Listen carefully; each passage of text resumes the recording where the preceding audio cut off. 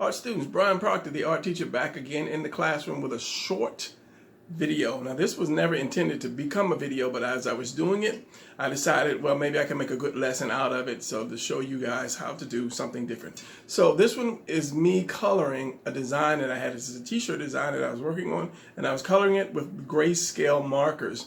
And as I said, I figured it would be a good lesson for you guys to learn. So I don't want to get too much into it, but just let's kind of get into the video. But what I'm doing is I'm putting this t-shirt up on Ken Customs, and the reason that I'm saying this is because you can do the same thing too. If you are an artist, you can do the same thing that I'm doing. I have not showed you everything that I am doing, but when I do, understand that you can do it too. I'm not showing off what I'm doing to brag, to say, hey, look at what I'm doing. Look at this. I can make money. I'm doing this and I'm doing that. I'm doing this to show you, if you are an artist and you can draw and you're doing comic books and you're doing faces and bodies and characters and clothes and so forth, you can do everything that I'm doing. So as time goes on, I'll show you some of the things that I've got myself into from doing comics, and you can do the same thing. So yeah, let's go and I'll show you what I'm doing. I'm looking at the monitor. Stop looking at the monitor. Yeah, let's go, because I'm rambling. After about 2 minutes, I'll start to ramble. So let's go and I'll show you what I just said I was going to say. All right, let's go. All right, so first of all, I've got this zoomed in as much as I can because I'm not sure if it's going to translate on camera or not because my light sucks. So this is a t-shirt design that I'm working on. This is a copy of the original. I already colored the original, and I thought about it as I was coloring to do a video on this shades of gray. Now this is Faber-Castell. This is a set of pens, and they're all basically grayscale colors. So for people that are doing comics and they are not able to do color yet, you're not a great colorist and you can't afford a colorer, these are great, because I did this in the beginning, and because my camera's so zoomed in, let me just move these over. So you get these 6 different shades of gray, and you can see this because I can see this in the monitor even with my dirty glasses. So what I'm going to do is I want to recolor this to show you how these things work, and you could use these for posters, or you can use this for your entire comic book, because as I said, my first 3 books I did in this. I colored with these pens because I couldn't afford a colorist, and I wasn't that good with Photoshop, doing backgrounds and so forth. So I'm going to recolor this and then show you how it works. So hopefully it'll translate through this poor excuse for camera phone that I have. Now, if you look right here, you can see that I did start this. As I said, this was a copy of the original because the original was done in red, and the red didn't really erase so good. And let me show you, this is not the finish. I might do this in red, but if you really look hard, you can see some of the red pencil that was still around, and I wasn't sure if I photocopied it, it would come out right, or it wouldn't come out with the red. So I did a copy, and I said, well, the copy pretty good, so let me go ahead and color the original. So let me recolor this using these shades of gray. So I'm going from the lightest one. I don't want to pull back because you might not be able to see it as I put it on, but I'm going to try to put it on thick. This is a regular sheet of copy paper, whereas the other one was Bristol, kind of a Bristol board kind of paper. So going with the lightest, I wanted to just do the indentations on it, and I'll try to tell you what I'm doing as I do it. But I had my light on, my side light on as I was doing this, so I could see a little better because the lighting in this room just sucks. So yeah, I guess you can see that a little more. So basically, the indentations are going to get that shadow. So wherever you do your hatching or your shadow, you put the shadow and drive it down. Now the good thing about this is a really light color, and you can go back over it to make it darker if you choose. And you can just go over it again and again and again. And the more times you go over it, the darker it gets without having to pick up another dark color. For instance, I've already done this earlier. Now I can go over it again and then make it darker. So you could just stay with this one color and just darken it, darken it, darken it. But it's good to use all the colors actually to make your picture pop. So I'm going back over the size. And this is my t-shirt. It's Kung Fu Pirates. You have the skull and crossbones for the regular pirates, but this is the Kung Fu Pirates. Yes, so just in case you were wondering what I call this. So let me finish this. So I'm going over, like I say, the indentations or where the shadow would be, just lightly with this one color, and maybe the edges down here. Wherever you have your hatching, without going too crazy right now, because I wanted to keep it like a grayscale, because this is an old kind of a rustic looking picture, if rustic is the right word for it. Now this is, as I said, this is regular copy paper, so if you make it too wet, it'll probably start to wrinkle up, because it's not made for this. And these pens are pretty wet too, so that's a good thing about it. Non-refillable. So, you know, once you start running out, you just basically start running out.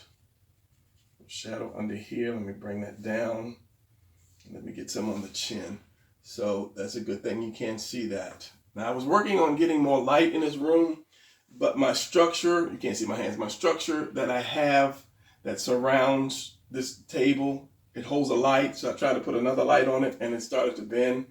So I'm gonna have to really make my dream drawing table, which is made from wood. I did a design of it, and I'm gonna have to go ahead and do it. But this is PVC pipes. It was just really cheap, inexpensive, and easy to make. And if you're wondering how I did it, because you might want to film and build something, go back to my video, which was, I think I showed you my drawing room. I don't know the title of it. Maybe I'll put it up here, and maybe leave a link at the end where you can go back. And basically I just showed you what my drawing room looked like, because you guys invite me into your home almost every day, if not every day. So I figured I might as well invite you into my home. So just for the sake of it, let's just add more to give it a little more color. Make the color kind of pop out just a little bit more, but we'll do that. It'll come out once I add the other colors to it. So this, I want to kind of basically is going to be the whole color of the little, the band, the little wristband, the headband. So I just want to do a quick light color, because I'm going to come back in and shadow that. So this is going to be open around the jawbone, because this is a high point. Around the eye could be a little bit more. And let's do it down around the chin. And as I say, every time you go over it, it gets a little darker and a little darker. So this first color could be the overall color, which, as I said, is going to be here. So it's light enough to actually show, to be a light source, to kind of show the light source. So darken it right here. Now I'm going to go with the next darker color. Let me add a little more roundness to here. And the teeth, of course, I'm not going to be white. So as I say, you have these colors in order. So you want to go, I think this is this one and then that one, if I'm not mistaken. So I'm going to go to the next darker color. And then I'm going to build up even more. But I don't want to take it all the way out. Let's just say this first color went out to here, all the way out here. The next color, I don't want to take it all the way out. I want to take it out maybe to about there. And if I go with a darker color after that, I just want to take it out to about like that, so that you can have that gradient of color. So which one was which? This one, lightest, next to darkest. So as I said, I'm just going to go back over my lines, my little hatch lines, little shading lines under the eye.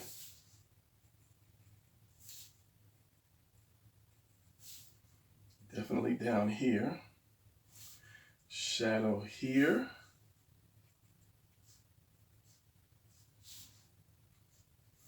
And then just a little bit for the lips, or where the teeth go. A little bit here, and I'm going to put a shadow right under where the headband goes. Like that. Hopefully I'm not going to pull it off the camera too much. Under the chin. I'm not going to go all the way around with it. A little dimple here and here. And around the side, just a little thin line. Here, make this one thicker. And kind of follow some of these little hatch lines here and here. But I don't want his head to be too dimply, so you don't go too crazy. There, and since I don't want any white in the eye, I'll go around the eye like that. And then under the nose again. As I said, you can continue to build up and build up and build up.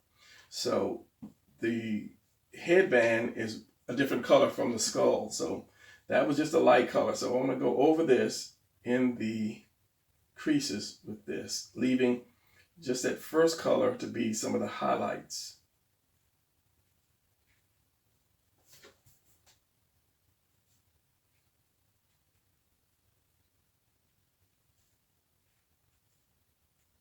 And this was not planned, so I didn't say, oh, I want to color this and put it on camera, but I thought it would be a good lesson for those people who want to learn to color, but as I said, are having trouble with Photoshop or any kind of coloring program, but you still want to add some kind of color to your book. This Shades of Gray is a great way to do it. Because if you do it right, if you put enough, if you blend it right, it will definitely pop out from all of the other black and white books that are out there now. So that's getting a little darker. Let's do this, going into the shadow, and this is covered up right there. And you can always go back over it again with the lightest color if that's not good enough for you. Let me put a little shadow around the outer eye. Not too much.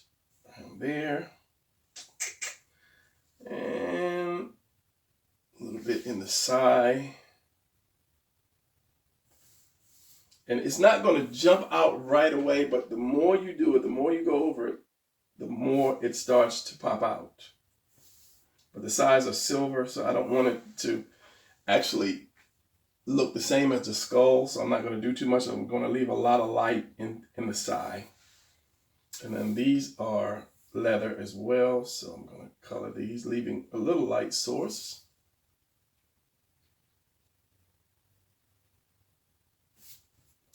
And as I said, this is a t-shirt design, so if you can draw, don't get stuck. Yeah, comics might be your dream, but don't get stuck doing one thing, because if I can draw an apple, why not? I don't know, that was a bad example. I don't know what I was going to say about the whole apple thing.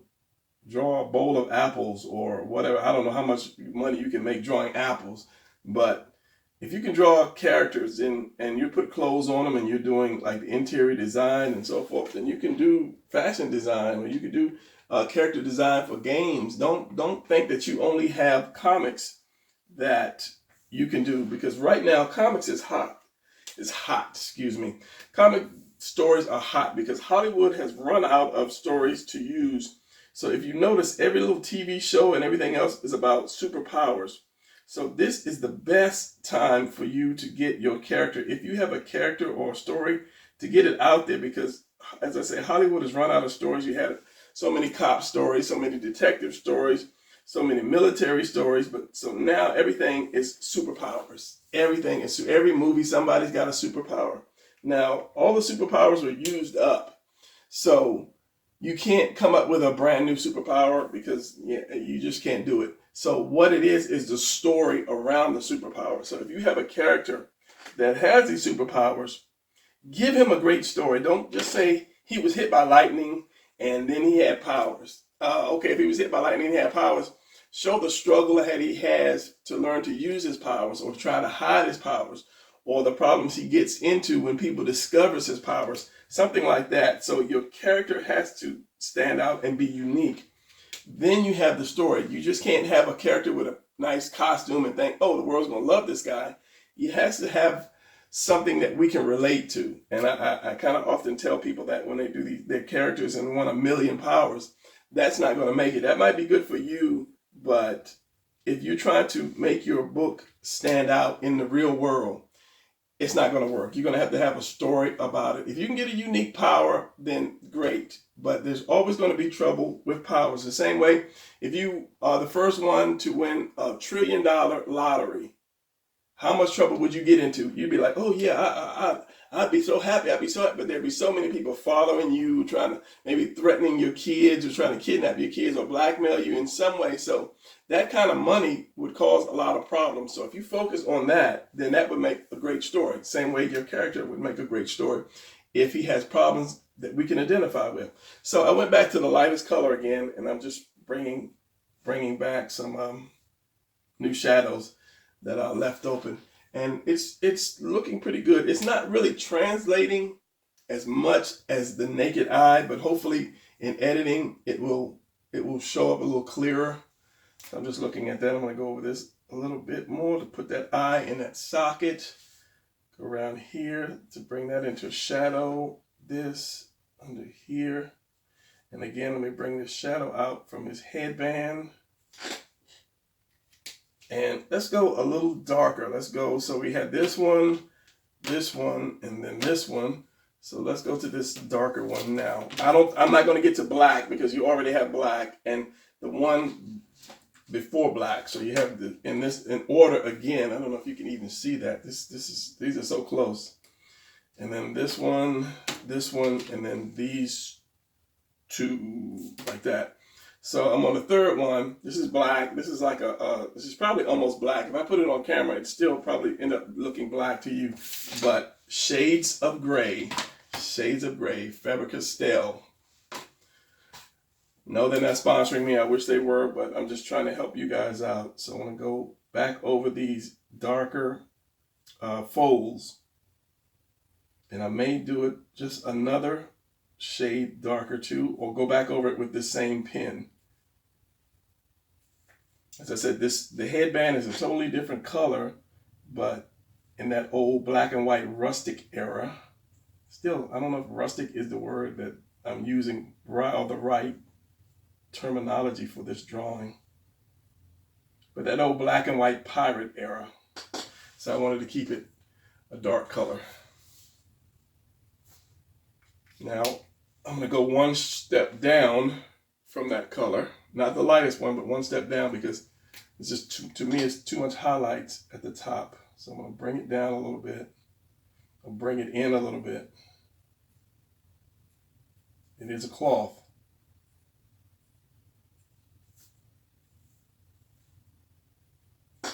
And then, it's not too shabby right there. And I'm going to go ahead and go just a little darker. Let me try the darker one after this. So you see that? It's not black, it's a gray dark for this really, really sunk in area. Yeah, that's not too shabby. And it does dry. It goes on darker and it dries lighter. And this is kind of like it has like a tint of blue in it. I don't know if you can see that, but I can see that even with my dirty glasses and my poor excuse for lighting. And I am working on my lighting. But as I said, I might have to just rebuild my structure once again. Just go ahead and get the wood and build it.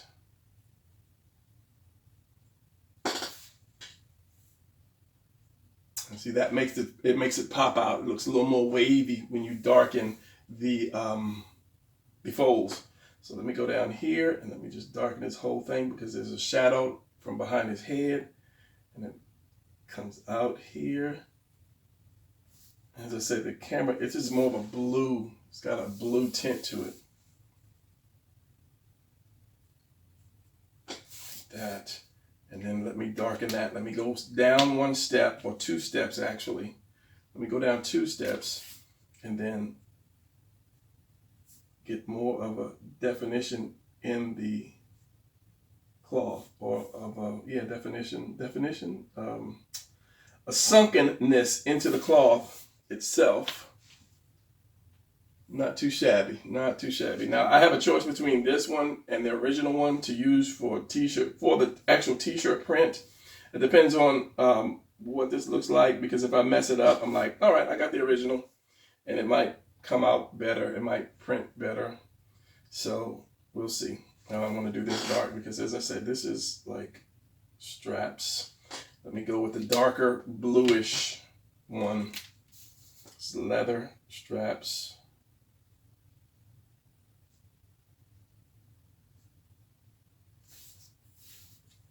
I don't know if you can see that or not, but there's highlight in the leather straps.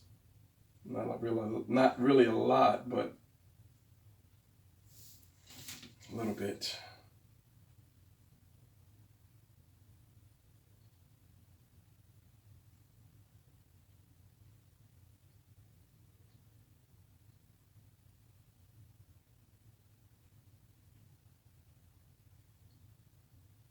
And this one here, which I completely forgot about. So let me, this camera, once I get them into 20-some minutes, the camera blurs in my monitor to me, but when in editing, it stays clear. So for me, let me just stop it and restart it. All right, so to me, that's a little better. And let me do the teeth. There is a point that you don't want to go beyond, and I'm always struggling with that point. It's like I could say, oh, let me add a little bit more. Let me add a little bit more, but I don't want to do that. So let's just do like some shadow under the teeth, and then kind of stop at that point.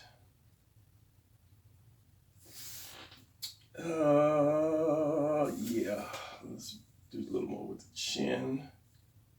Which one is this? Let's go a little darker. That is dark. That's the third darkest one. Let's just go over it a couple times.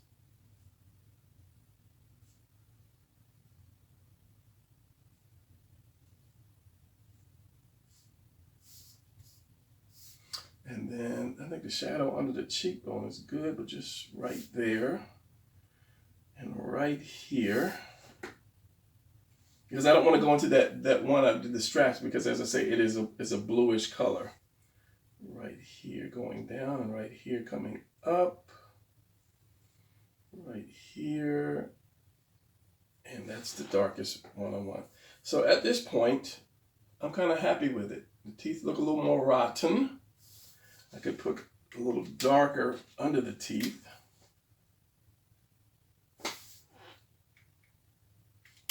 And then that would be about it. As I said, hopefully the camera did show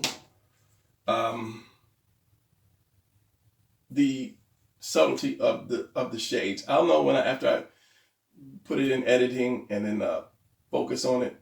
I can't really put it in Photoshop. I can put the actual picture in Photoshop and then bring it, but that would be the end result. We'll see for the thumbnail. So anyway, yeah, as I say, shades of gray, Faber-Castell, and I want to say this is probably about $8 or $12. Not really expensive on Amazon. And if you are doing a comic book and you just want some color to it, this is a great and cheap way to do to add some color to your comic book. So as I said, it's steps in color brightness. So yeah, all right, so that's gonna be it for this quick, I just had the idea of doing it video. And as I said, this is a t-shirt design. This is gonna be Kung Fu Pirates. The words are gonna be there, and I'm gonna make a t-shirt and probably a hoodie from this.